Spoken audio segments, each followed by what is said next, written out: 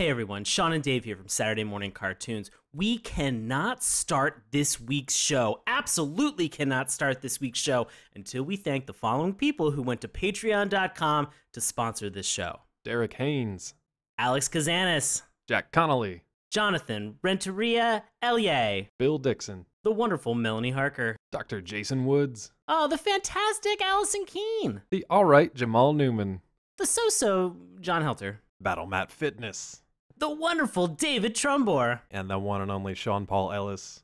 Hey, out there, if you guys want to be on this list or just want to know what's coming up next week on the show, check out patreon.com/Saturday Morning Cartoons for more details. And remember, that's morning with a U. Thank you so much for sponsoring us. Thank you so much for listening. And now, on with the show.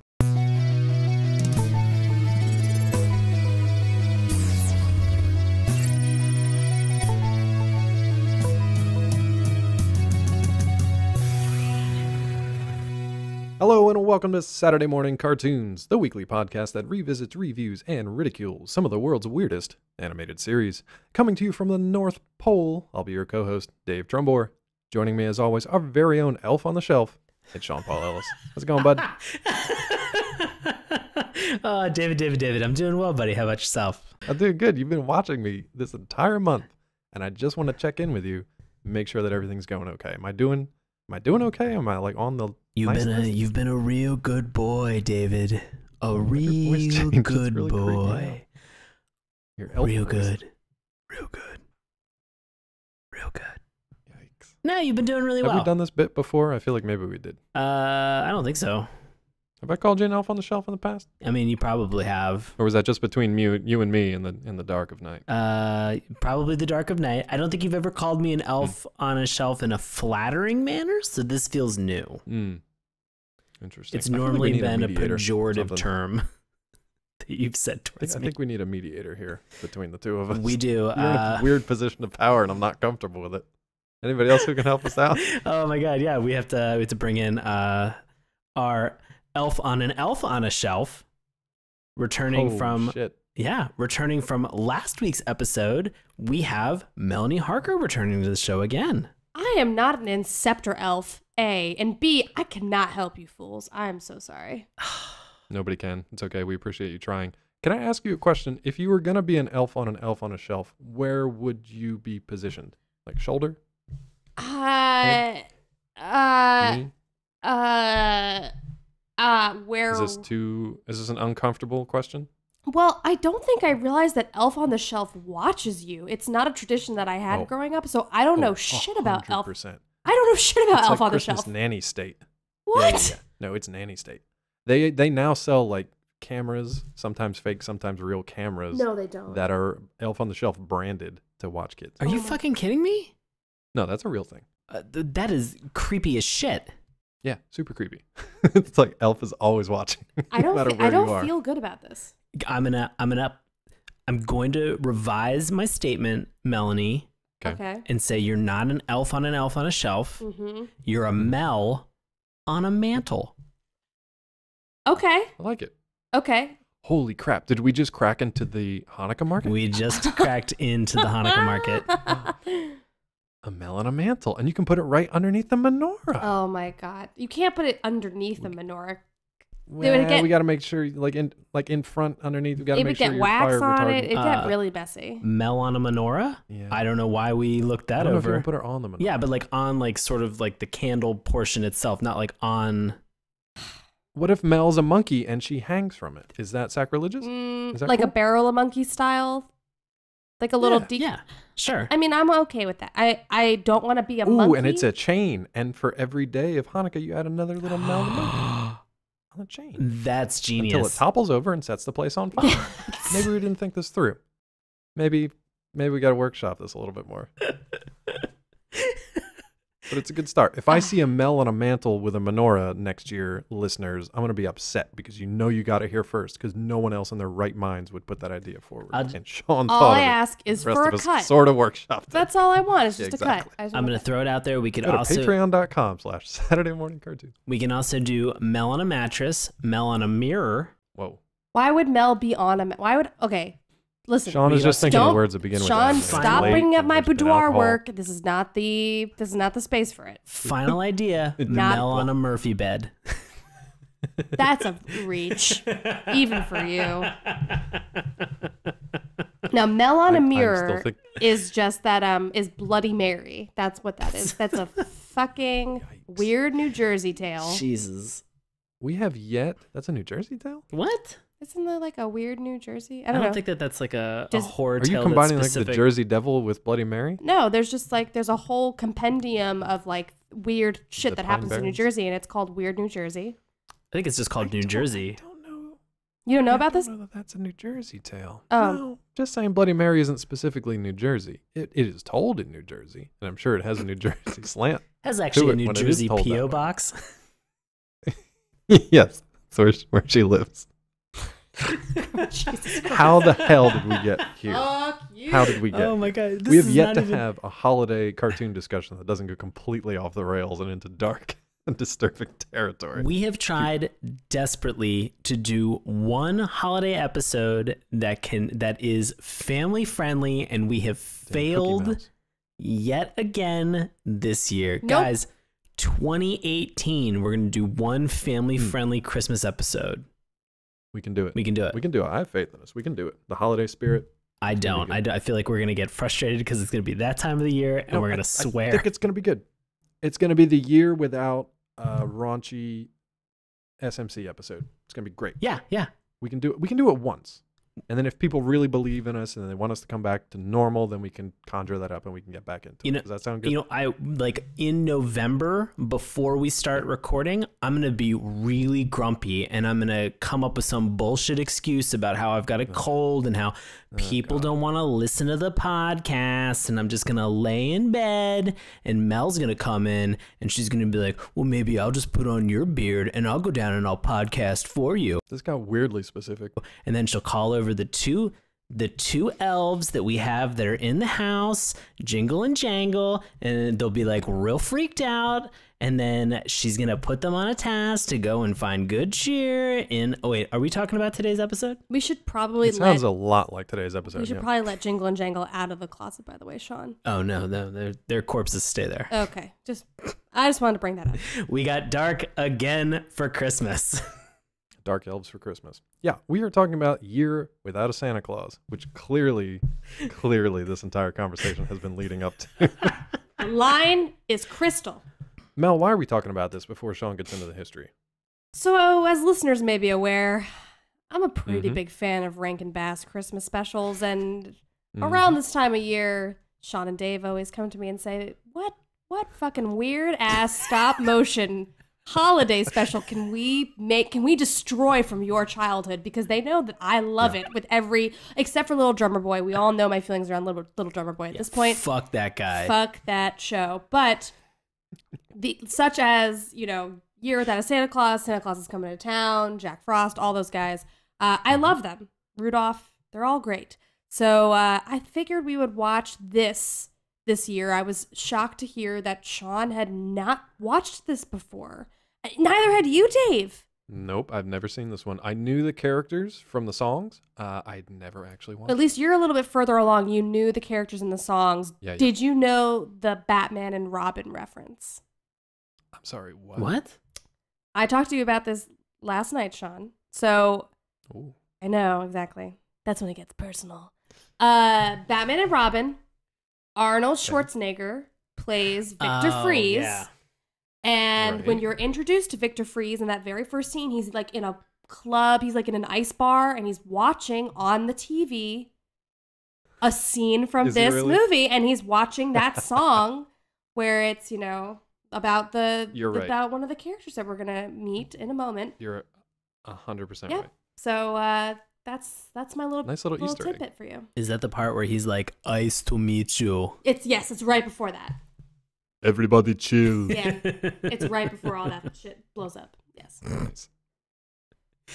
Guys, Back to Year Without a Santa Claus. yeah, For folks like me and Sean out there who don't know what the heck this thing is, Sean, why don't you walk them through? absolutely. So, The Year Without a Santa Claus is a 1974 Christmas stop-motion animation television special produced by Rankin Bass Productions. our good friends at Rankin Bass. The story is based on Phyllis McGinley's 1956 book of the same name, illustrated by Kurt Wenth. It was originally broadcast on December 10th, 1974 on ABC. The film was Shirley Booth's final acting credit as she retired from acting after its completion.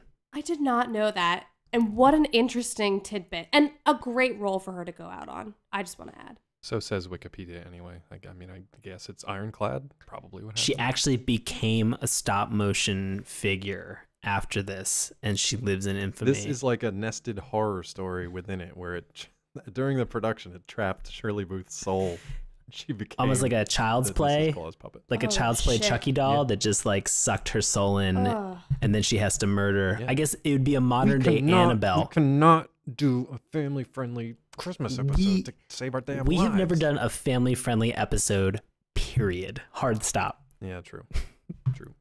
I feel like we are more appropriate on like super violent, like Castlevania was probably more family friendly than this episode has been already. All right. We are stopping the podcast. We are ending the podcast, and we are just doing a podcast about being really grumpy and angry all the time, and we're gonna swear throughout. I'm okay with it. Okay. And I feel like It's kind of what we do get the right ghost of now. Mickey Rooney to narrate for us. Perfect. Done. If you folks out there don't know what this particular Rankin Bass holiday special is about, you're about to find out. So, in the year without a Santa Claus, all are preparing for Santa Claus' sleigh ride, except Santa, who decides to take a vacation. That little jerk. When a weary and discouraged Santa Claus considers skipping his Christmas Eve run one year, Mrs. Claus and the elves set out to change his mind. It's an interesting conceit, actually. I'll give that to you. It's sort of like, it's weird because all of a sudden, Santa is like, nope, I'm not doing my job anymore. So somebody else can do it, or we're just going to skip it completely. It's a weird thing to start off with a Christmas special. But I thought it was interesting. It was interesting enough to kind of get me into this to begin with. How about you guys? What drew you in? They needed a get that was extreme enough to really draw you in emotionally. So, like, the idea of a Christmas special where Santa Claus says, I am suffering from intense depression and I need to have a vacation. Like, that's a really interesting way to start a Christmas special, because then the automatic response from the audience is, no, Santa, right? Like, as the child, you want to be like, no, Santa, you have to do Christmas. And then that's where we go with the rest of this special. Now, he's contractually obligated. I mean, correct me if I'm wrong, but this was a whole entire Christmas special that was sponsored by Cymbalta or Zoloft. Which one was it? No. No? No. Prozac?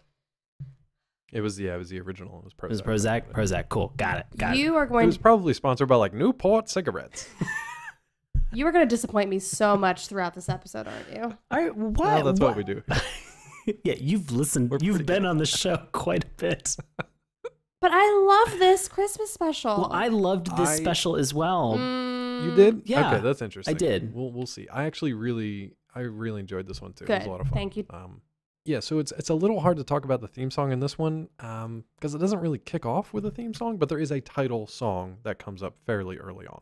So we can skip over the plot stuff for now and just talk about the song, The Year Without a Santa Claus. Mel, what do you love? What do you hate about this song? I love A Year Without a Santa Claus, the song, because first of all, it's one of the only Rankin Bass specials where a woman is like the narrating driving force throughout it. Right. So Shirley Booth, who we're supposing this was her final acting credit. Don't know if that's true, right. But she does a really wonderful job of doing this sort of like very warming speak sing is like a style that they use a lot in a lot of the Rankin Bass specials. And it's just really like whimsical. There's children's, choir kind of like backup singing in this song. And it's like, did you ever hear about that terrible year? And like, they just like the manner of rhyme that they use with it. I just like, when I hear it, I get like really warm and I just want to be like, I want to snuggle up and listen to this special. Like, it just makes me feel really nice inside. That's a nice little nostalgia bump. Yeah. Every eye held a blue Christmas tear. Can I ask you about the timeline, though? Because I was a little confused in the beginning. So Mrs. Claus is narrating, right? Mm-hmm. she's also walking through the story as she's telling it, which was a little not confusing. I'm just trying to figure out the timeline. So she's singing about the year without a Santa Claus, but then we watch as that effect kind of takes hold on these poor kids who we're told in the song think that Santa has died. So it's all these kids who see headlines in newspapers and news stories that there's no Santa Claus this year, there's no Christmas. It's pretty much over. What happens then? Is she telling us about something that happened in the past and they're coming up on another Christmas? Or is she telling us about the thing that is to come? She's telling us about the thing that is to come. They do this a few times. Yeah. If we ever... Did we watch Rudolph's Shiny New Year? Did we watch that? I don't think we've watched that yet. So they have this mechanism, and they actually, you know where they do it better is Santa Claus is coming to town. They sort of like they sing like the whole story of Santa Claus, and then like Fred Astaire goes right into like, you know, so we're going to look back on this thing. And Shirley Booth does that too, where you get like her, she's like outside, I think. Maybe she's like tending to the laundry or something. And she's just like, you know, we're going to talk about a time before you were born, like, which was the year without a Santa Claus. And then like we go through the song, and then where suddenly she is like telling us the story of like what happened, but she's also a player in the story. Yeah, and that's what was a little confusing. And I don't want to give away the final moment until we get there, so let's keep that under wraps. But it was strange because I was like, is this like an It's a Wonderful Life scenario where it's like, here's what would have happened if Santa was a lazy sack and just sat in his rocking chair all day? Or is it like this already happened and now we're trying to fix it? So that's what I was a little confused. They like to do the thumbnails, like storytelling, and then they go back and kind of unpack the story. So I think that's what this is. Gotcha. Yeah. It was a cautionary tale. Ish. Kids, if you find yourself as Santa Claus, remember to never get sick or lazy. All the kids will be sad. Here's a model for you, Dave. Is in Broadway shows, Broadway musicals, there is a mechanism where they will play the opening music that has no vocals through it, is a touch on every theme that is to come throughout the musical. Like the overture? The overture is a touch on every theme that you hear. So it goes through musically the arc of whatever you're about to see, but you don't, and this is like very typical Rodgers and Hammerstein. Sondheim does this. So you'll hear everything and then you'll see it all play out, like right when they dive into sort of like the dialogue and the storytelling. So that's kind of what it is. It's like an overture. Interesting. That's a good way to describe it, because honestly, for the first time watching it, I was just like, I don't know if this already happened, if it's going to happen, or if it may yet come to be. But that's a good explanation for it. Sean, do you have any thoughts on this particular song? There's plenty more to talk about, believe me, but this is kind of the main title. So. I enjoyed the song. The one thing that and this doesn't have to do anything with the voice acting, it was the actual lip syncing that they could not seem to get right with Shirley Booth as she was singing as Mrs. Claus. Because they're not lips, they're just like a flap it's just cut into the puppet's mouth. Certain characters in this special had really great mouth design and were able to keep up with the lip sync that they were trying to set up. And then there were other characters that they just looked like they slapped two buck teeth in front of, like, under their nose. And then they were like, you know what? Fuck it. We'll just make it like a black hole underneath all that. You know, I don't really care. You know what? Her mouth isn't a mouth. It's just a flap. It's just a flap, and that's it.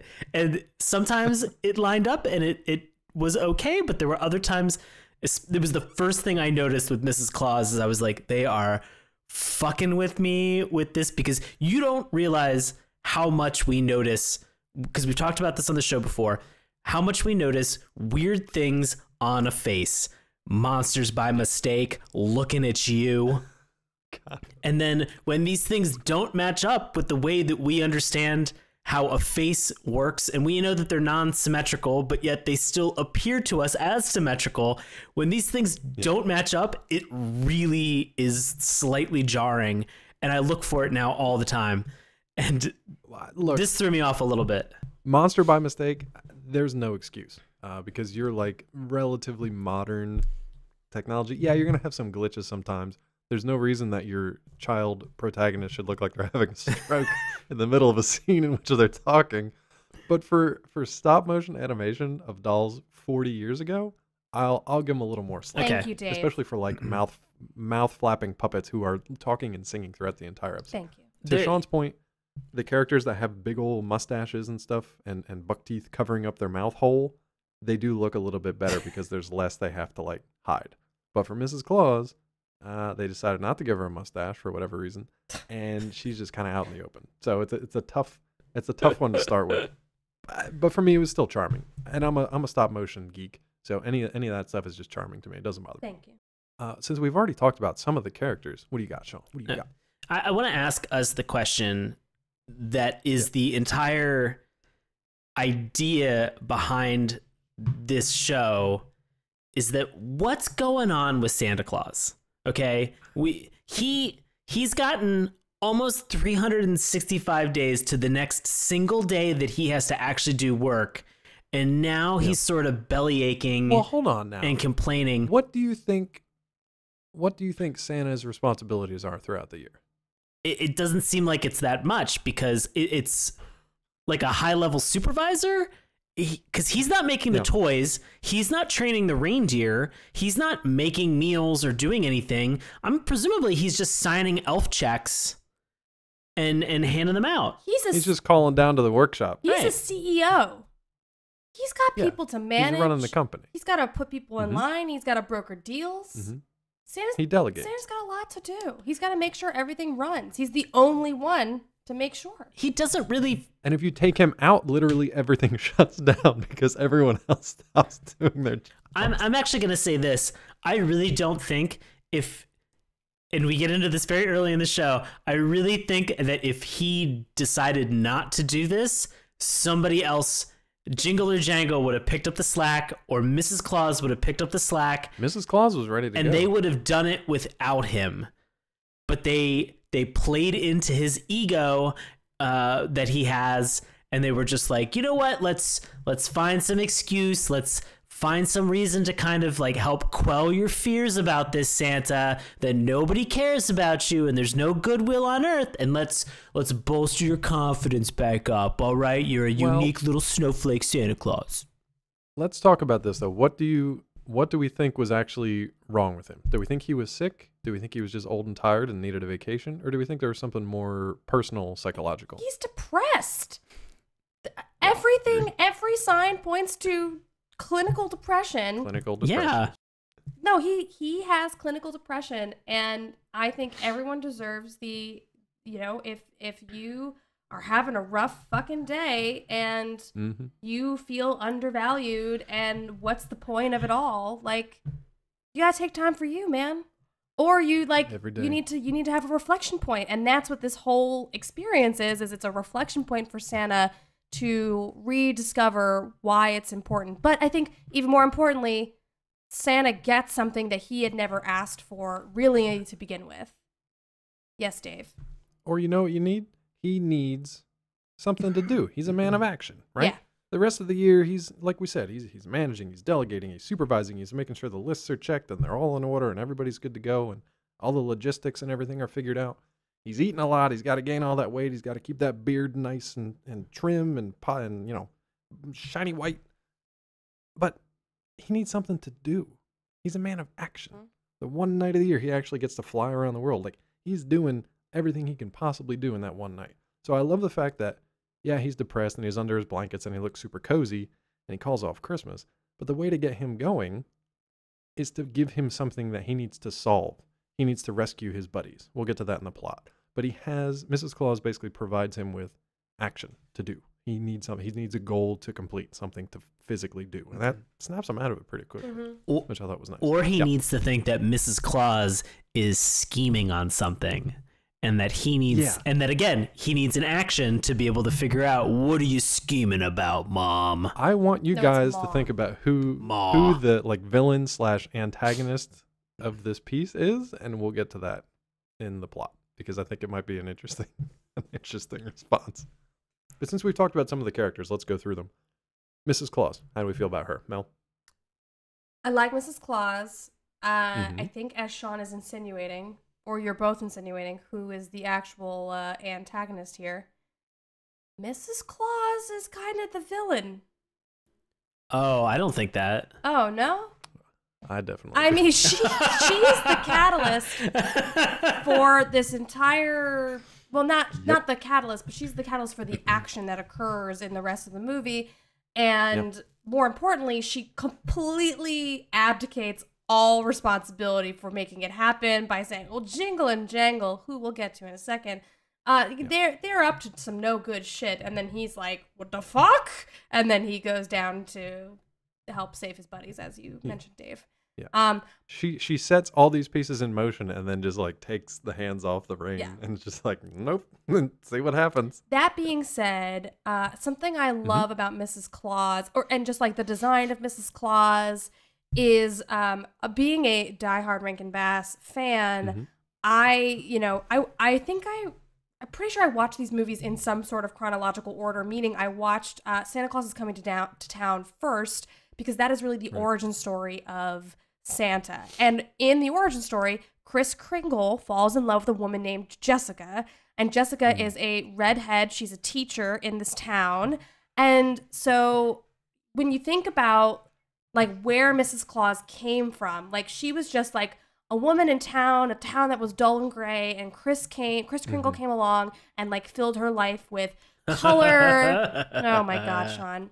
Oh like, man, it was such a nice moment. Like color and lightness. Thank you, Dave. Color and lightness and love and giving.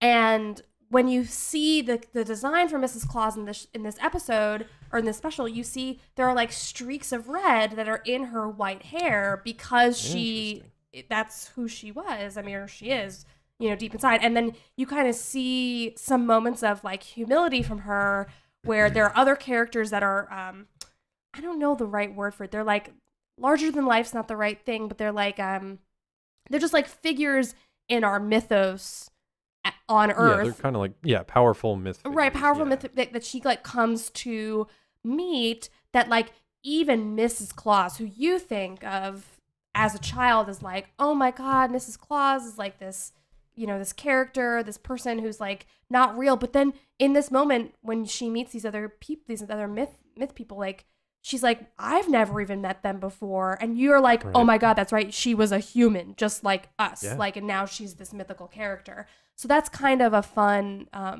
memory, like coming back on this as an adult. That was sort of like a fun arc to watch her go through. That's cool. Sean, what do you think about Mrs. Claus? Aside from the problems with the voice syncing and the flapping mouth, I think she's a great character.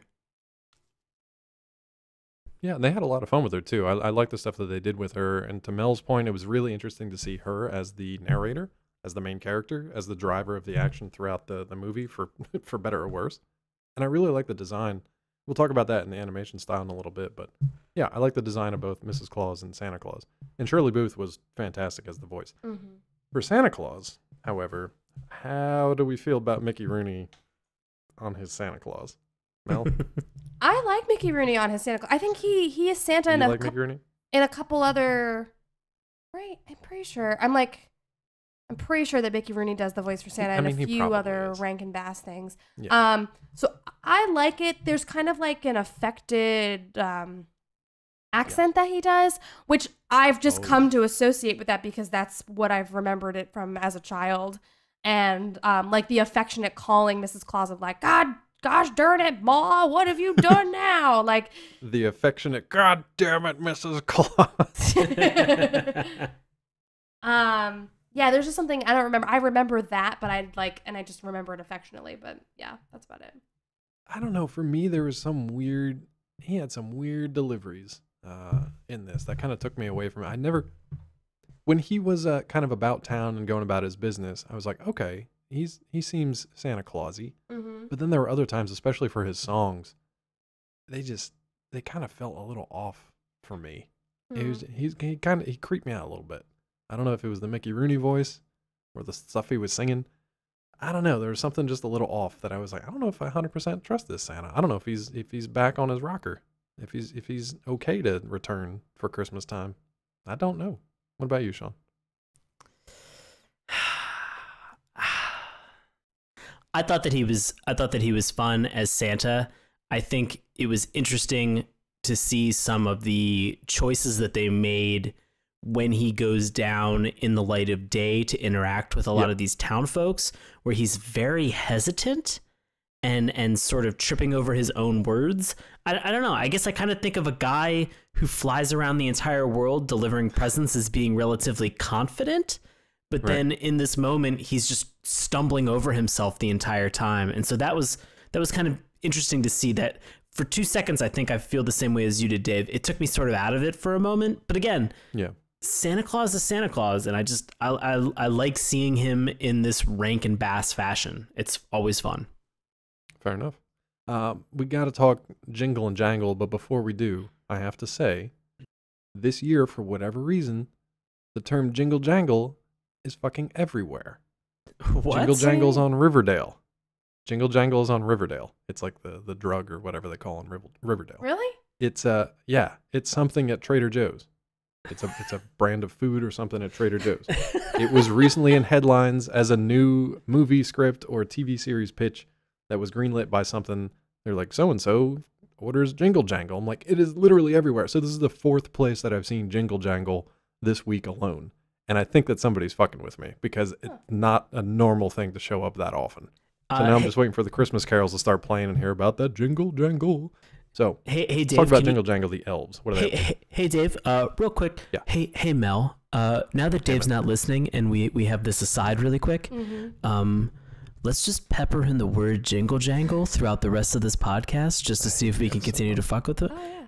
All right, cool to enter back in to talk with Dave. Let's all right. Yeah. Pull back the curtain. Yeah. Hey Dave, sorry, we're just having a little duck blind back here. A little jingle jangle, if you know what I mean. Yikes. So Jing Jangs as a duo. Jing Jangs. Jing Jangs as a duo.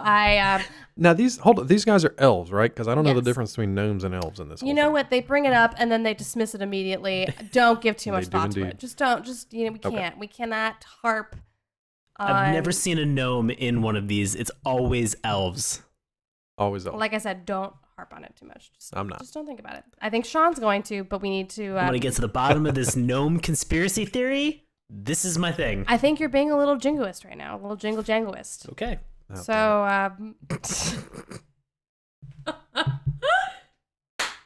high five. All right, so Jing Jangs as a duo, as I was saying earlier, they mean well, well-meaning duo. They're like high-ranking elf officials, right? They're like 1 and 2. They're pretty high up on the list. I would say though that Jangle Bells, like, he needs to get it together. He's a human. He's a little off. He's an elf that's falling apart. Jangle is like if Andy Kaufman played opposite Will Ferrell in Elf. Yeah. So it was just like fucking with him the whole time. It was just like pretending to be really dumb the entire time. I would say this movie done live action would make a fantastic sequel to Elf. I think it could be a really fun Elf. Oh, I think you're probably right about that. I think, yeah. But we got more folks to talk about. Yes. Man, probably my favorites. You guys know who I'm talking about. I don't. Who's your favorite? Well, just look at it this way. Oh my God, there's nobody left. Dave can be pretty miserly sometimes. So who else do we have? Meh. The Miser Brothers. The Miser Brothers. I find it interesting that they're stepbrothers. Yes, that was never explained. That was a detail that I wrote down that I was like, I don't think I knew that. But honestly, if Mother Nature's going to produce like two polar opposite siblings. Nicely done. I love myself right now. She's got to fuck two different dudes. Like, that's just the only way you get that. Totally. So, it's the only way you get that. It's the only way that happens. So, Miser Brothers. Loved them. Love them. Love their songs. Do you guys have a preference? Snow Miser, Heat Miser preference? I've always preferred Snow Miser. Oh, really? Oh yeah, like Mel, you're the best. Flat out. I'm on Snow Miser as well. Yeah? Yeah. Oh, nice. Yeah, we're 3 for 3 Snow Miser. Go fuck yourself, Heat Miser. I genuinely think though that there's like it's a conspiracy of music that causes that, because the Heat Miser song is in a minor key. And it's slow. And it's slow. and it doesn't roll off the tongue as well. And it's not quite as like lively. No, it's much more fun. Snow Misers is much more fun. Yes. And Heat Miser doesn't have as much twirling and spinning as Snow Miser has in his song. It's true. Very salient point you made there, Jing Jangs. Well done. I want to say they really got their money's worth on spinning that that toy. that actual animated, like that animation in and of itself is worth watching this show. It's pretty awesome. But you can also see that in Batman and Robin. So how true. I think we got one major player left, which I don't know why he's named this way. It's never explained. Maybe it's something that I don't understand. His name's Ignatius, or Iggy Thistlewhite. Yeah. Mm-hmm. And he's a little kid who we'll meet in a little bit. But what's up with this kid? He has a nice name. Why is he named Ignatius Thistlewhite? I don't know. There's nothing about it? Not that I'm aware of. Listeners, I thought it was going to like play into the story. I thought there was going to be some sort of like, and he is descended from the... I have no idea. No, I don't... I think it's just a funny name. It's a cute name. Let me ask... It's a cute name. Let me ask you guys this. Did this come before Rudolph? Mel? Is this before or after Rudolph? While you figure it out, the reason I ask this is because there are Santa's reindeer in here, but they do not talk. They basically have no agency of their own. They fly. They do what they're told. They can carry a prodigious amount of weight. They get sick very easily, but they don't talk like they do in Rudolph. So I was curious to know which came first. So Rudolph was 64. Oh, that's way before this. That's like 10 years before this. And yeah, this is 10 years after. What the heck? Did the reindeer get some sort of like disease that turned them back into mute beasts? Like War for the Planet of the Apes? Did it like rob them of their speech? And so maybe it doesn't exist in a shared universe, I guess. Maybe I'm taking this too far. I think it's, yeah. Because we don't really talk about Rudolph in this at all. No, it's not even mentioned. We get what? Vixen and Dasher, I think, maybe? Vixen is who, little baby Vixen is who we've got here. And then Dasher. And then, right. And I think that's it. I think that's it. Yeah, I think you're right. Yeah. It's messed up by name because there's like so many more names. Yeah. But that's pretty much all of our characters. So before we get into the plot, is there any more that you want to focus on for the animation style? For my 2 cents, it's a typical kind of Rankin Bass style. So you know what the puppets look like. You know what the animation style looks like. I thought, the dolls look great. I thought the production value was really good. The set designs, all the little details, the scale of everything looked really good. Everybody is very shiny, though. I noticed that everyone is super shiny. But that's really the only thing that looked kind of weird to me. The mouth sync didn't bother me. The kind of janky running from place to place didn't bother me. Everything looked pretty solid throughout, I thought. How about you guys?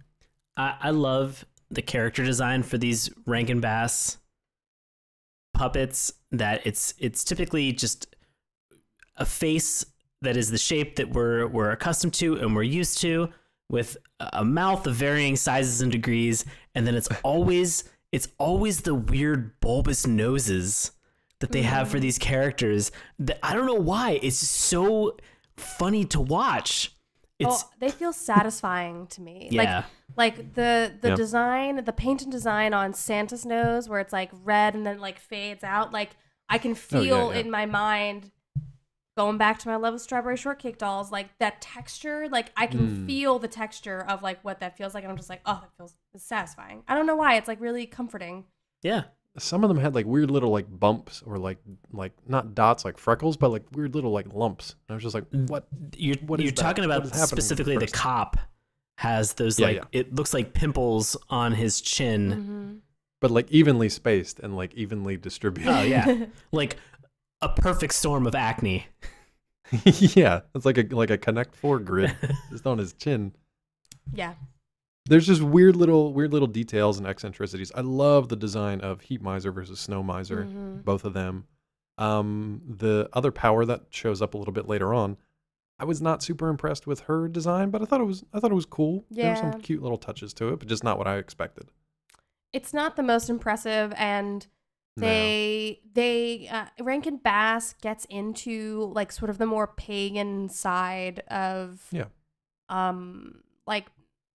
like the world basically in another special that I cannot think of the name of, and those characters don't look anything like Mother Nature does here, like not cartoony at all.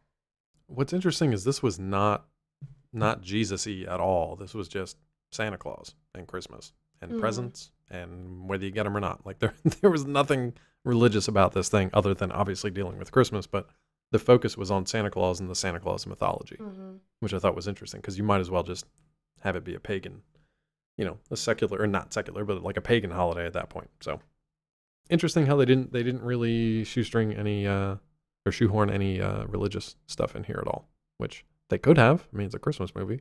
They just opted not to. Let's get into it. Yep. So speaking of this movie, let's get into it. Yeah. Santa Claus is on vacation. Done. No kids get a Christmas. They're sad. They're on benches and they're crying. Aww. Done. They're coming up with newspaper titles that just say "too tired" and "not coming," which is like I loved reading the sub headlines where it was like Money Mutual launches a new firm, and I was like, that's a weird thing to include, but I guess it makes sense. But like "too tired, not coming" is like the thing I text friends when I've come home from work and they want to go out for happy hour, but I've already taken a nap. Exactly. It's not something that I run as like a main headline story. So look for Mel starring in this year's holiday hit, "Too Tired." The Year Without a Happy Hour. The year. Also Too Tired. That's the sequel. Yeah. There you go. So I want to throw this out there. Newspapers are reporting about this. So obviously there's a marketing and communications team that's up at the North Pole that's disseminating this information.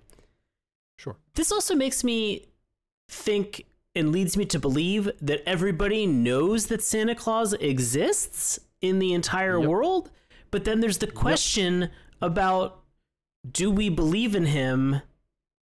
So I'm very confused.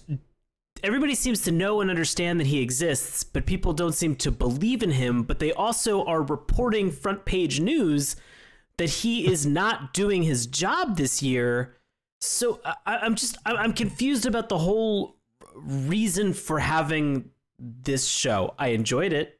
I'll say that again, but I'm confused about sort of this catalyst for the rest of the episode. I think you just gotta let it happen.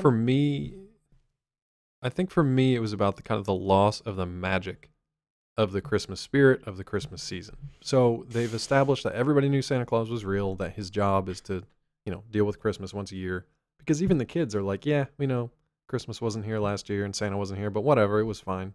It's like that kind of casual acceptance of something that used to bring you so much joy, which they talk about at the end of the special, that you just didn't have, so you kind of gave up on it, and you're just like, nah, I don't care anymore. It's a thing that we don't get anymore, so whatever.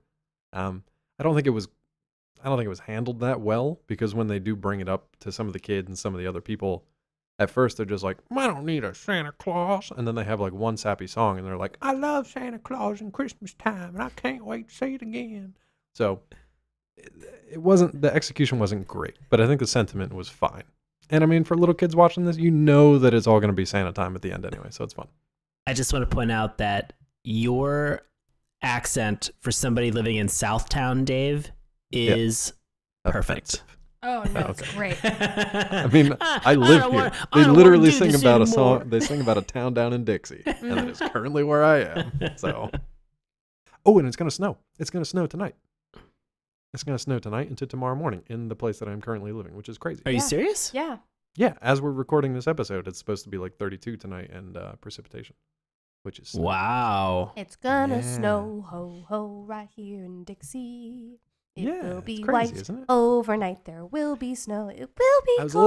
I was a little uncomfortable with that the first time I heard it, but I was okay with it after the fact. Because of the phrase of using Dixie as the South? Well, no, because he's like, can't wait till it's white overnight in Dixie. I was just like, that's fine, I guess. We're talking about the weather. Christmas. Yeah, there's racial undertones. Unfortunately, oh my God. that's not where I went. It turns out there's racial issues in the South. Oh my god. Oh my god. But we're not there yet. We got to get back to the beginning of this whole thing. All right, so we've already said that Mrs. Claus narrated the opening. Santa's being lazy and depressed. He needs his meds. He's in a rocking chair, all bundled up. So Mrs. Claus does an interesting thing. She doesn't try to just cheer him up. She doesn't just bring him soup and be like, "You'll feel better in the morning." She's like, "Fuck it. I've been thinking about this for years. I'm gonna take the fat bastard's job and I'm gonna do it myself." She has a whole song about it. I was like, that's pretty cool. I liked how progressive she was. Anyone happens? can be Santa. I've fantasized it a lot. It's about all I can remember. I didn't know she'd been thinking about it that much, but that was pretty good. Yeah. But then guess what? Her whole plan is like predicated upon the fact that nobody can tell the difference between her and Santa Claus as long as they see her from behind. Mm-hmm. So when people come to the window, she turns around and they're like, "Oh, hey, Mrs. Claus." She's like, "Well, fuck it.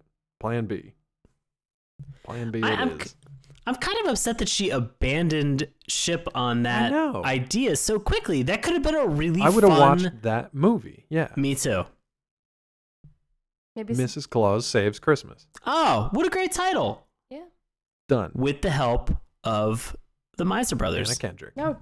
Jing and the Miser Jangs. Brothers. Jing Jangs helps. Speaking of them, they are Plan B. They are. They're basically Plan B. Here's one thing I thought was interesting, because as Mrs. Claus is like trying to get Plan B together to send Jingle Jangle and Little Vixen down to Earth to drum up some Christmas cheer, Santa, I almost called him Mr. Claus. Santa Claus knows that she's up to something, and he is mad about it. He's so mad about it. He just fumes, but he doesn't like get out of his little chair. He just like is sure that she's up to something. But clearly he's still got some fight in him. He's still got some energy to him, right? So it kind of like undermines his story that he doesn't feel good and he needs a break, he needs a vacation. So she does something. Here's where it comes a little pseudo-villainous for me, because she sets these things into motion to get his ass up out of the chair, but puts other people directly in like the path of fire and harm's way. So walk us through Plan B. So Plan B is that Jing Jangs and Vixen are going to go down to Earth to drum up some goodwill and Christmas spirit. But what she doesn't realize is that in order to get from the North Pole down, that you have to go directly through the Miser Brothers path. And like it is a crossfire danger zone. Crossfire! So then Santa has to get up off his ass and save them because she was careless about letting them do that. But he does not know it was her who made them do this. Yeah. So let's go back through this. She immediately abandons the plan to just be Santa Claus herself. Then she sends Jing Jang and a baby reindeer that can barely fly, can barely fit these two elves on its back, into the crossfire of Heat Miser and Snow Miser. And then when they basically get jacked up and have to land in a town, then she tells Santa, like, "Oh, hey, by the way, Jing Jang and Vixen went to go hang out, and they probably got, like, murdered by the Miser Brothers. Maybe you should go, like, help them out." And he's like, "Shit, woman." So then he throws off his blanket, he puts on his coat, and he hops on Dasher, and he hides down to help out. So now we've got Jing Jang and Vixen in Southtown, and we've got Santa and Dasher in Southtown. They're both, it's this kind of cat and mouse thing. They're trying to find Christmas cheer, and they're trying to find each other. And there's a lot of, like, it's a lot of just like cat and mouse, almost like detective story kind of stuff going on. So what held your attention in Southtown? What was interesting in Southtown? Lots of good stuff in Southtown. Apparently women walk around with cats as muffs pretty regularly. Yeah, that was disturbing. Her wrist was deep in that cat. Uncomfortably. So there's that. The policing in Southtown, also very interesting. Aggressive. Jing Jangs gets pulled over by a bicycle cop who is like, which I love these details in the Rankin Bass films of just like the ridiculousness of like pulling over for driving on the wrong way on a one-way street, and you're on a Vixen and you're just like, whoa, buddy. And you're wearing funny clothes. And you're wearing funny clothes on a Sunday. And I'm just like, oh my God. That's right. It's I goofy. actually swore at the TV because they were still riding the reindeer after they had landed. I was like, clearly you are too much for this poor one. Just get off the reindeer. She flew your ass all the way here and saved you when you got blasted by Heat Miser. So please, give her a break. Yeah. Don't dress her up like a dog and parade her around the streets. Nope, let's dress her up like a dog. Speaking of aggressive behavior, the dog catcher in Southtown, top notch, David. There are no stray dogs on these streets. Yeah, man. Whoa. They're all pooch scooped up and they are taken away to the pound, where evidently you can take an animal's temperature by just putting a thermometer in their mouth and just being like, hold that there for a minute. Let me take that back. Don't lick it. Okay. Stop eating this mercury. Yeah. Oh. So meanwhile, we've got Jingle and Jangle. Now they're looking for Vixen because Vixen's gone missing. Mm-hmm. This is where they've met with. I think they've met with Iggy at this point. At the school. And at the school where they're creeping on a bunch of kids, and I thought that was inappropriate, but it is what it is. And they figure that Iggy and the kids, they don't have the Christmas spirit either. They're just like totally not into it. I'm like, well, all right, I guess let's go find Vixen and get the hell out of here. So meanwhile, what's Claus up to? What's good old Santa Claus up to? So Santa comes down. He's kind of retracing the steps, right, of where Jing Jang's has been. And then he comes upon Iggy, who Iggy has come back to his house at this point. And I think he pops down to he talks to the police officer first, right? He does, yes. He finds out I only bring it up. Oh, I just find it interesting because sometimes Santa will hide his magical side of like just jumping on a reindeer and flying away, and sometimes he won't.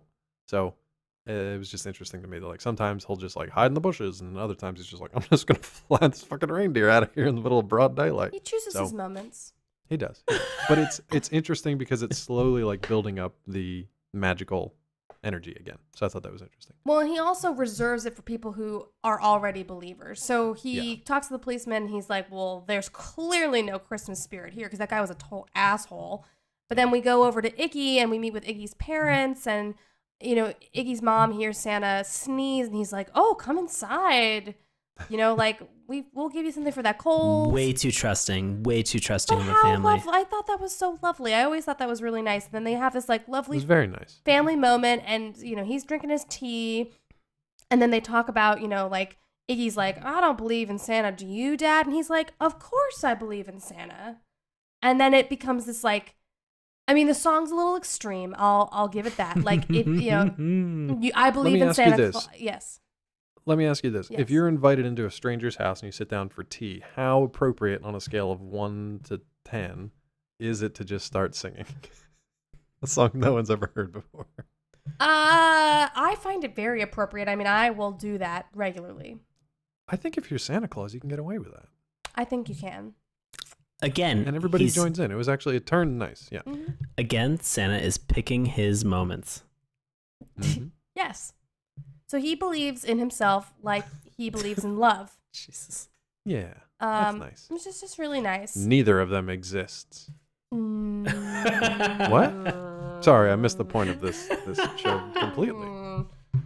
Clearly, you were not the only one because Sean was horrified by the mother's permanent surprised open mouth facial expression and just was ruining... We're making physical jokes on an audio podcast. It was pretty funny though.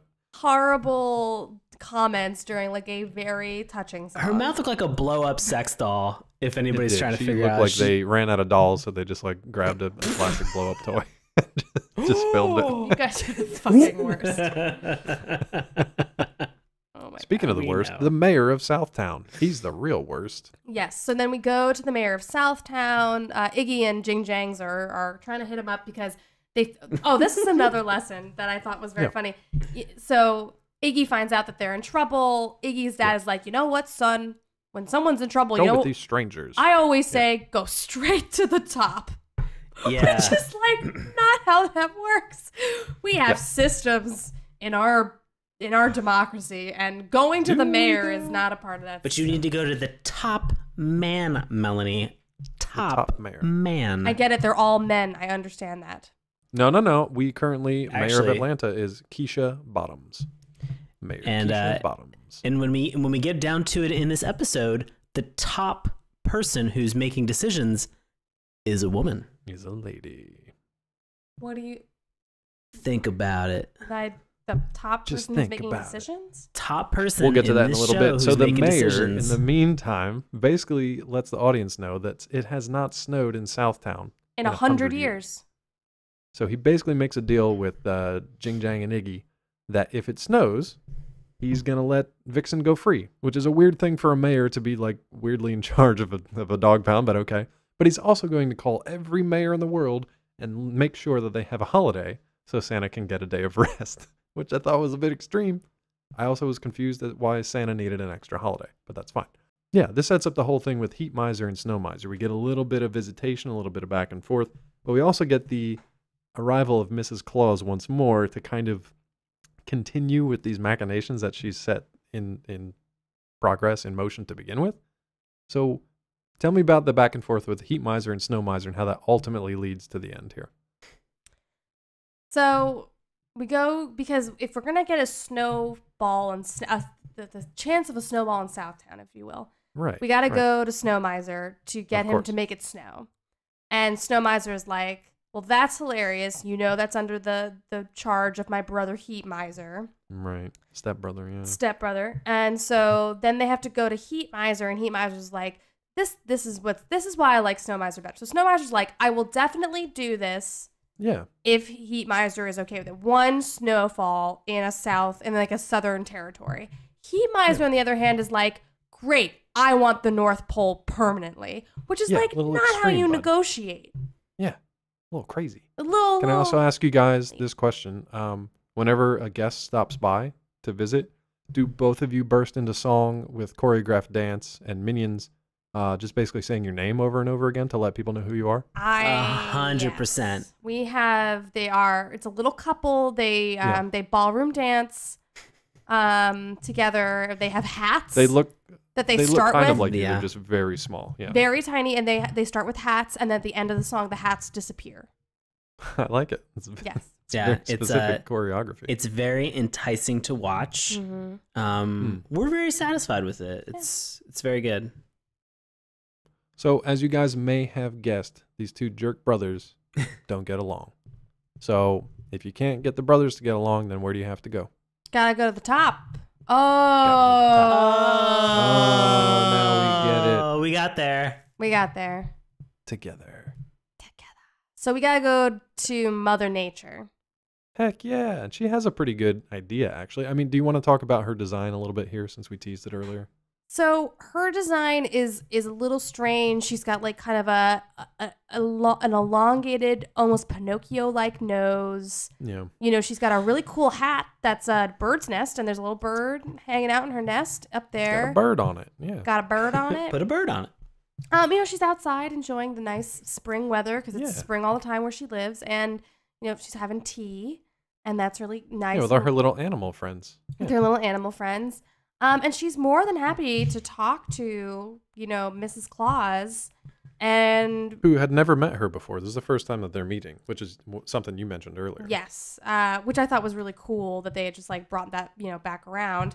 And then, you know, so she hears out Mrs. Claus's plight, what she needs, and then she immediately calls her children to her through lightning bolts, Which was pretty sweet. which was badass. And if I can call my naughty fucking children with lightning bolts, I'm gonna figure out how to do that. Seems And then reprimand them the same way. It was a great way to do it. seems reasonable. She has a pretty good compromise, I thought, right? Yeah, so it's one spring day in the North Pole for one snowball in Southtown. Yeah, I think I thought that's that was nice. pretty good. Yeah. And they both finally compromised. Mm-hmm. The weird thing was, as we were watching this movie, it was literally maybe like halfway through the runtime that I thought at this point. I was like, this thing's pretty wrapped up. Like, what are they going to do? It's because they tacked on half an hour of like special features at the end of it in the same runtime. Mm-hmm. But anyway, we've now got the deal's done. Snow Miser makes it snow in Southtown. There's a white Christmas. The mayor makes good on his promises, so Vixen is free. I think Santa actually came in and freed her earlier. Yes. He paid the fine, bail. put her on his back, like shoulders, like he had just shot her in the woods. I field thought this dressed her, turned and into dragged her Deer out Hunter. Oh my god. I thought this turned into Yeah, the like movie Deer Hunter at some point. like a carcass. Sean? Dragged her out of there. So he drags Vixen out of there like he just dragged her out of the woods. Vixen's good to go. She's back home. She's being taken care of.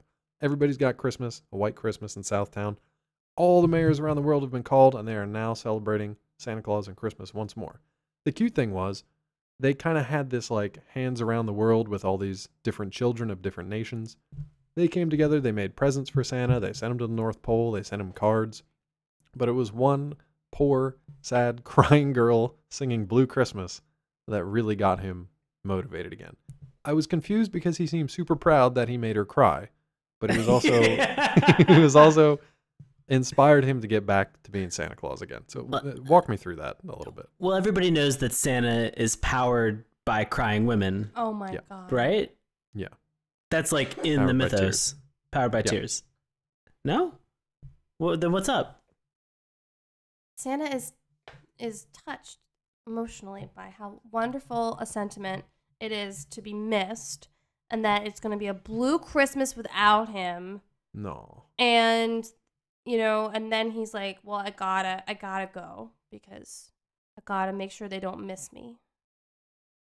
Now, here's where I had some more confusion again. We have a montage of like the elves and everything throwing all the presents in the sleigh and everybody getting everything ready and Santa getting all dressed up. Here comes Santa Claus is playing in the background. The Year Without a Santa Claus. There's kind of another a refrain of The Year Without a Santa Claus, but changed up a little bit. Mm-hmm. He looks directly at the camera during this song and he goes, "I dreamed unhappy things," which was terrifying for a second. Yep.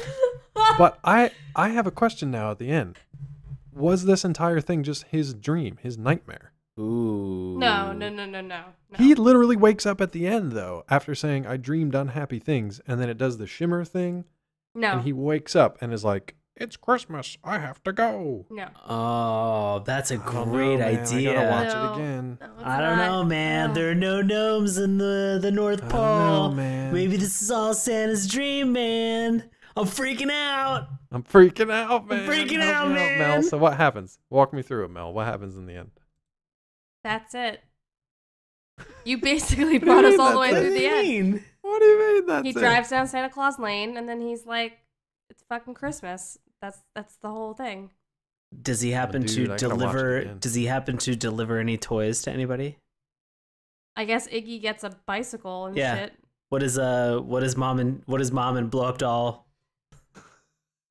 Oh, Dad man. and blow up doll. Mom. Mom's, Blow up doll. Blow up mom's doll. got a little on Dad. the side. That's the new nuclear family. Family? That's right. Nuclear family. I belong in Southtown because that's Boy. who's got the Jangle belong. I belong in Southtown. That's the Jangle Bell accent. Yeah, Jangle Bell's a little. Oof. Jangle Bell's a special case. But they give each other presents. Mom, Iggy, the Thistlewhites give each other presents, and Iggy's got a bike. And what else happens? You're leading me to something. I don't know what it is though. Oh, I don't know. If Sean knows. Yeah, Sean. No, that's just the conclusion. Oh, yeah. Like, you know, it's That's it. I still think I'm gonna stick by. I think it was all a dream. I think he had a nightmare that he retired for a year, and that all the kids were sad, and that none of this shit happened, and that he woke up in like the night before you have like a big test or a big presentation or something to do, and you keep waking Yeah. up in the middle of the night thinking that you missed it or you overslept or whatever. I think that's what's going on here. I think he was fine the whole time, but he really had to he was like, oh, and he had to get up and go. I dreamt unhappy things, Mrs. No. Claus. I disagree. I gotta Really? watch it Yes, again. I disagree. Mel's seen it like 50 times. I've seen it literally once 2 hours ago. So That's fair. I feel like Mel's That's got fair. the edge. I've got to watch it again. You're fucking wrong, Trumpor. That's all You're I gotta fucking say. wrong. Yeah, without a Santa Claus. So yeah. Anything else from this before we wrap it up for the night? What I want to say about that I love so much about these specials and that I love about this specifically is that the details are so delightful in all of these stop motion things. So like, which I'm glad that we looked this up briefly of like when did Rudolph come out, but you can see duplicate characters and toys and set pieces from like those earlier movies that are in this movie, and that's just like really fun to like notice and see. Like I think that like Herbie from Rudolph is like a character with a different voice in that opening sequence. Oh, really? That's yeah. cool. And like for a brief moment when you get introduced to Southtown and like it's gonna snow, there's like a character that looks like Charlie Chaplin, like in the crowd. No particular reason. That's right. That's right. But it's like they're just these like fun little things and like the little details that they animate that they don't have to. Because I'm sure it's a lot of fucking work to animate these things. But somebody was like, you know what's important is I want this like little top to spin. And I just think that's really delightful. That's why I love these movies so much. That's all I want to say. Cool. Yeah, they're a lot of fun. And we'll get to our recommendations in a second. But we are not the only folks out there with opinions. The people of the internet have something to say as well. Guys, and to share this week's Love It or Hate It, we are going to turn it over to friend of the show, Bobby Anthem, for this week's Love It or Hate It. Bobby, take it away. This week's Love It was written by Mona Pasignano from Denton, Texas, on June 16th, 1999. She rated it 10 out of 10 and titled her review, "Have you ever busted a gut laughing because someone had heat miser hair?" Mona said, "When I was young, one of my family's favorite things to do in December was to watch the Christmas specials. All the good ones were on CBS. On Christmas morning, my siblings and I would wake our parents at the most ungodly hour so that we could open presents. I remember very few presents that I ever received, but what I do remember is my parents stumbling into the living room sporting heat miser hair. Of course, once we saw that, we had to break into song. If only I could muster up that kind of enthusiasm at 5 o'clock in the morning now." And our Hate It was written by frustrated Amazon user Don Bush on November 27th, 2008. He rated it 1 out of 5 stars and titled his review, "Still Waiting." Don said, "I have not received this yet. It's been almost a month and I'm getting angry. I can't figure out how to let Amazon know that it hasn't come yet. Please, somebody tell me." Oh my God. Perfect. And guess what? I ordered my copy and I'm still waiting for it as well. So Don Bush, I get it. We have it in the house, Sean. Why did you order another copy? I wanted more copies. The internet. You guys can watch us on Amazon Prime. And thank you so much to Bobby Anthem. He's been doing so great over these past few weeks and months with our Love It's and Hate It's. Happy holidays to you and yours, sir. We thank you so much. Thank you, Bobby, as Continued always. Contributions. Absolutely. All right, so the year without a Santa Claus. Mel, once again, thank you so much for being vulnerable and joining us on the show. We know we're going to tear it apart. So do you recommend this Rankin Bass special? Of course I do, you piles of garbage. What the shit? Happy holidays. Happy holidays, you rotten bastards. I can't wait to dip this in a moment. Oh my God, you're the worst. Oh, no. No, of course Sean I'm dips kidding. it and I dip it, it's erased for all time. What? Oh, that's how saying, that's how this works. It's a majority dip. Of course I recommend this. This was a lot of fun to watch. It did a great job of putting me in the holiday spirit. Thank you for sharing this with us, Melanie. You're fucking welcome. Oh my God. Whoa. David, I was gonna say the same thing. what are your thoughts? So aggressive. I like this. This was the first time I watched it. I finally got to learn where Snow and Heat Miser came from. I got to figure out what their whole deal was. I literally thought that this movie was about them antagonizing like Santa Claus or something. I was so far from being correct that this was refreshing. It was a nice new story for me to watch. I'd like to watch it again to make sure I can like figure everything out because it's made for children and clearly that's too complicated for me, but I want to watch it again for that fact. And it's a really good Rankin Bass stop motion animation special. So I think it's one of the better ones that they've come out with. It was a lot of fun. So thank you for bringing it to our attention. You're welcome. Melanie, what are you up to in the next couple of weeks leading up to the new year? And where can folks find you out there in reality land? You can find me in the internet land to see if I have pulled myself together yet by following me on Instagram at Melanie_Gwyn or on Twitter at MelanieGwyn. Yes, it's Welsh, Dave. It's Welsh. Always It's has Welsh. been. always will be. Sean, buddy, what about you? Guys, as always, I do live improv comedy in Washington, D.C. with a group that's called Knox. That's N-O-X exclamation point. We perform with Washington Improv Theater, and you can find tickets and times witdc.org. And I'm always on the Instagrams and the Twitters at Sean Paul Ellis. You can find me on Twitter at Dr. Claw MD. You can also find me on Collider.com, Nerdist.com, and DaveTrumbore.com. If you want to find out more about this little show right here, we'd love it if you'd head to our website, SaturdayMorningCartoons.com. Remember, that's morning with a U. You can also follow us on Twitter at MorningTunes. Check out Sean's handiwork on our Instagram page. Keep that conversation going on Facebook, and send us some happy holiday wishes. We'll be glad to do the same for you by checking out our Facebook page. And listen to our free audio podcast each and every week through YouTube, iTunes, Stitcher, and Google Play. As always, if you want to drop us a line, SaturdayMorningCartoons@gmail.com. And if you want to know what's coming up next week for our final episode of the season and the year, and know what's coming up in 2018, head on over to patreon.com/SaturdayMorningCartoons. Remember, that's morning with a U, and you can find out all sorts of information over there.